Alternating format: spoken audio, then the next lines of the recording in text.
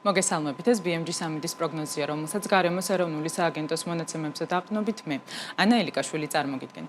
19 მარტს სრულიად საქართველოში დროგამოშვებით ღრუბლიანობა მოიმატებს დასავლეთ საქართველოში +24, მთიან რაიონებში კი +17 გრადუსია მოსალოდნელი. აღმოსავლეთ საქართველოს ბარსა და მთიან რაიონებში +17 გრადუსი ფიქსირდება.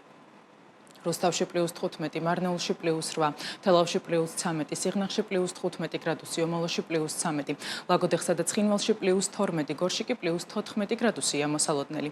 სტეფანწმინდაში +6, ბაკურიანში +7, გუდაურში +1 გრადუსი ფიქსირდება.